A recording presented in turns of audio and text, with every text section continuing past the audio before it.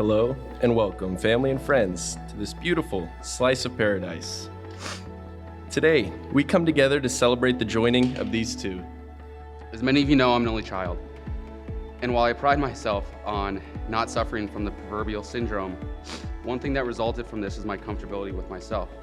I was perfectly content and was expecting it to be that way for the duration of my life. 3 years ago, I met you. 3 years ago, I realized that it doesn't have to be just me. I once heard life described in the following way. A person only has so many chairs in their life that can be sat at, and anyone not in a chair does not have an impact on that person's life. However, occasionally there are people who bring their own chairs and make their own place. Delaney, do never ever stand up from the chair that you brought to my life. It's front and center and it always will be. Delaney, you are grounded and yet your head is always in the clouds, dreaming. You build me up while keeping my ego in check, and you reassure and motivate. I told you very early on in our relationship that I believe everything happens for a reason. That fate or destiny or God's plan was something I trusted in to get me through life's ups and downs. It's amazing to think that my life changed so spectacularly only 3 years ago when I met you. With you, it was like I was seeing color in the world for the first time. It seemed like every love song was written about us. I was always meant to find you. You are what I was waiting for. You are my destiny. And I would go through all of it again to find you. Take a good look at each other's hands so that you may see the gift that they are to you. They are the hands of your best friend that are holding yours on your wedding day. Delaney and Berkeley, you have come here today in the presence of your family and friends to declare your love and commitment to each other.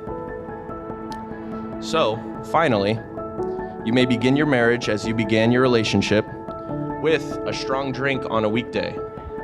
Right.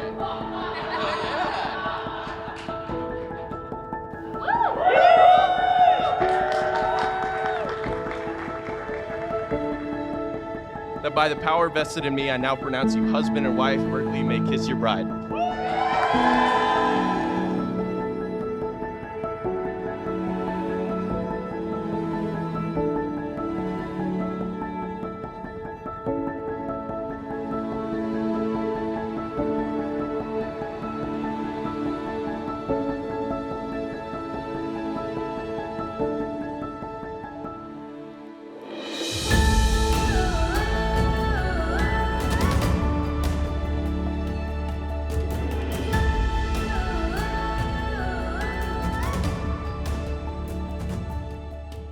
On the phone with each other, and we were catching up as we often do, and she said, you know what, I'm just gonna download Tinder.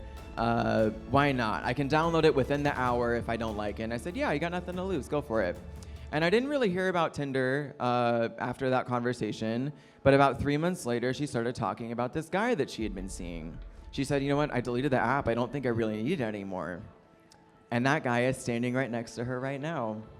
I had the privilege of meeting Berkeley within about several months into their connection, and we met at rehab, not the institution, the gay club here in St. Louis. Within the first 5 minutes of talking to Berkeley, I felt really selfishly lucky because my best friend chose someone that I just adored being around. He never stopped talking about her, and to be clear, Burke never stops talking in general.